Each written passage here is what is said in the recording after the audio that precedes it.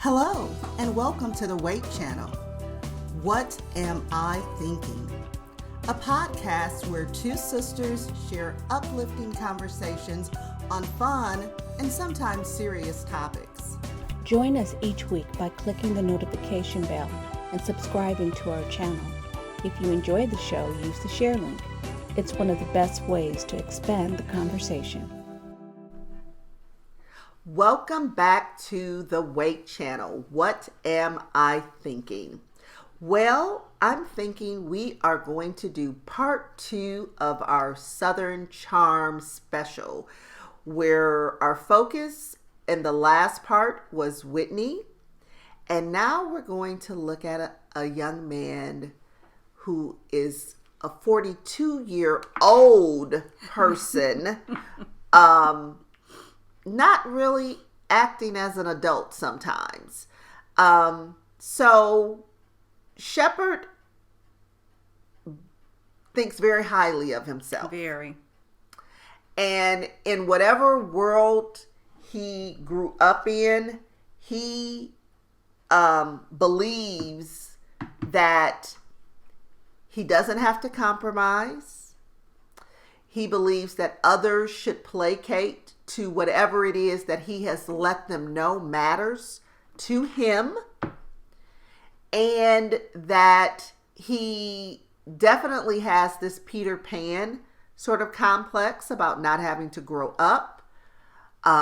Money is not an issue for him, so he can do whatever business-wise, and he probably feels as if he has,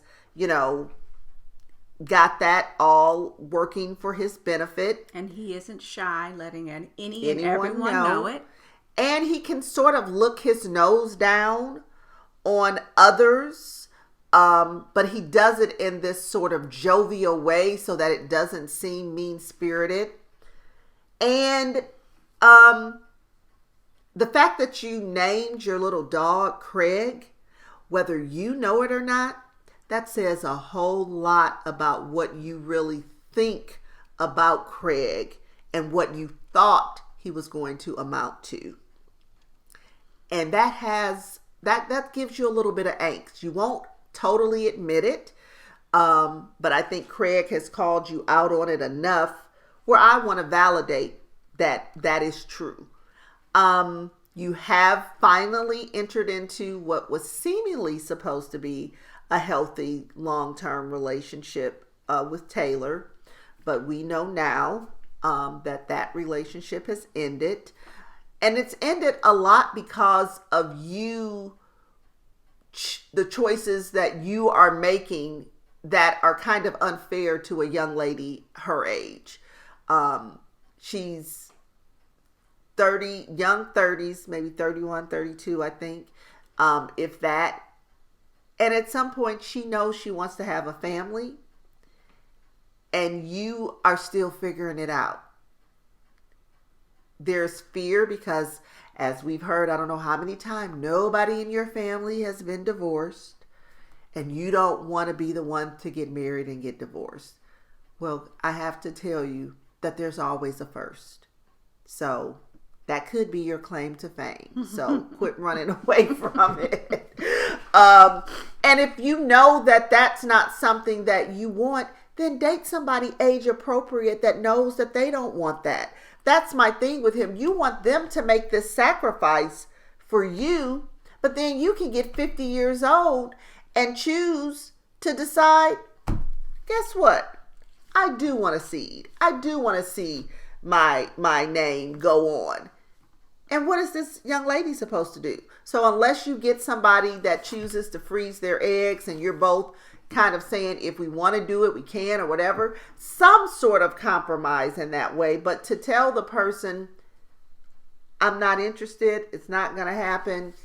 As a man, we know you can change your mind. And the funny thing about that, he definitely likes to be the controlling person in the relationship.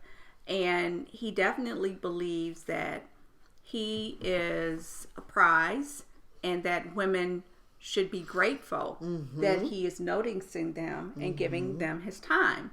And it brings to my attention something that happened with Madison when we were first introduced to Madison. So apparently Madison and her ex-husband ran in this same circle of friends. And Cameron is the one who said that in the day, and still now, that Shep would hit on anybody. Right. Anybody and everybody, married, not married. So he hits on Madison while she is married.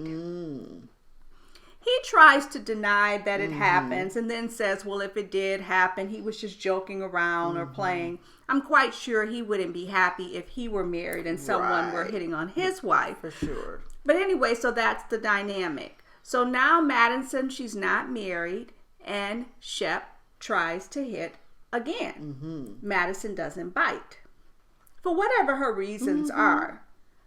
The moment she really becomes a part of this cast and she starts dating someone, what does Shep do? He goes after her like a shark. Bad mouth, sir. Bad mouth. He has a history of this. That's what he did to Craig when they had the benefit, and Craig was chosen by the singer, and she spent more money on him. You know, they were auctioning off the bachelors, and when Craig won, how he called him, "You're an idiot," and just horrible things. No consequence. Couldn't understand why Craig was angry. It's like, who does that? And not see that their behavior is abhorrent and that you can't go around demeaning. Cameron herself admitting he made her cry. But the thing about somebody like Cameron is, in one breath, you're acknowledging who he is, and then in the next breath, you excuse it and accept it. Which is why he has not changed, because he doesn't have people around him that truly. Craig wants to hold him accountable, but he doesn't have enough backing, and Shep doesn't consider Craig a credible person to tell him anything. And I think Whitney is one person on the show where they're at the same level. But what can Whitney say? But that's the point I'm making. When you hear their banter back and forth, it's not cutting. Well, it's not deep. No, not to each other. Not to each other. No, because they save it for a Craig. Because remember the camping trip? Yes. They were horrible to him on that camping trip. And the thing about Craig is, for them to try to act like he is like so full of it now, even with the success he has had with Sewing Down South, he still doesn't come close to being the arrogant people that they are. Not at the all. thing that he gives them is, you did not believe I was going to make it. You wanted me. You didn't believe I was going to get my law degree or pass the bar. I did both of those things. I don't think neither one of them could come close to doing either one of those things. Right. He did both of those, and guess what? He chose not to even use it. He wanted to lean into his more creative side, and he still made it. Who can say that? Right. He has a lot of things that he could laud over them.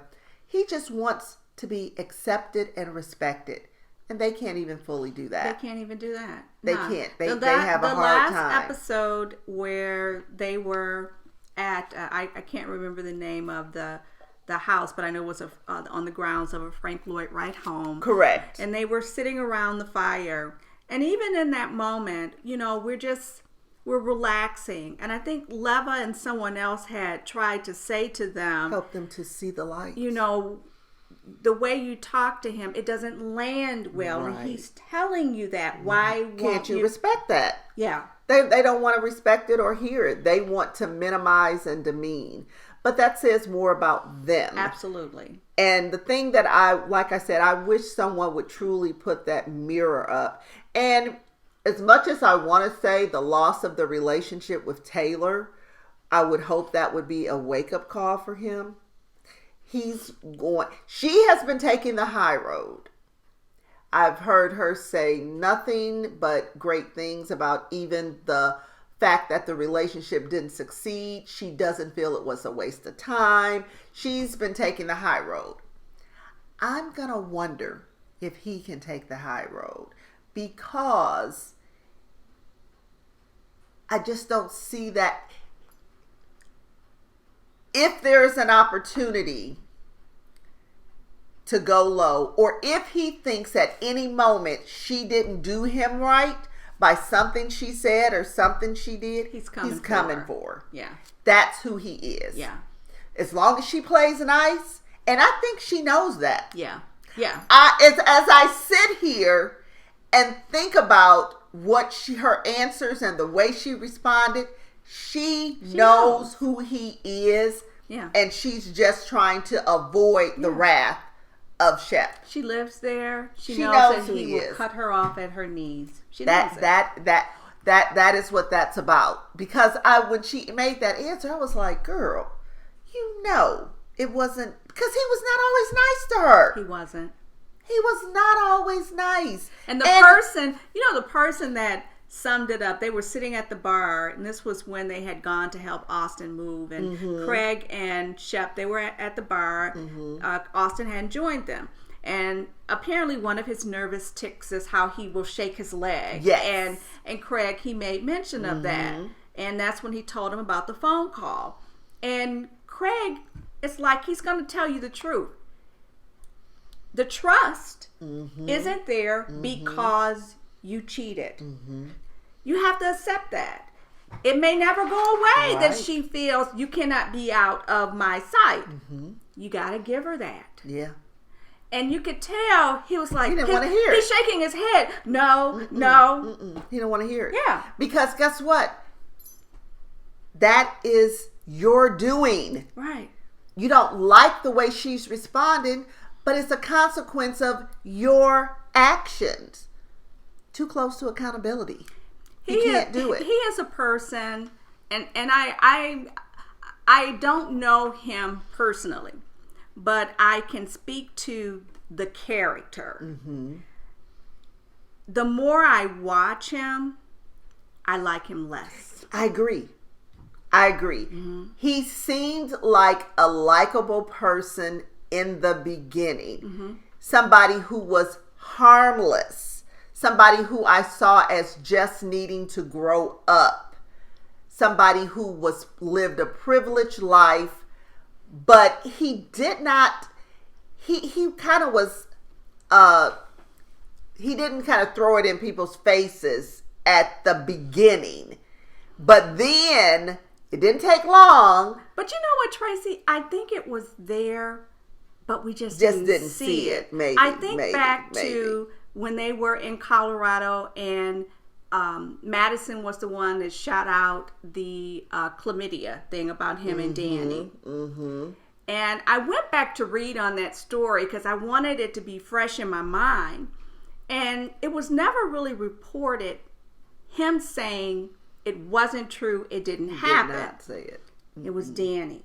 So number one, it happened. Danny was mortified because this was something personal that happened between them, and to now know he shared it. That was also her last season. Her last season.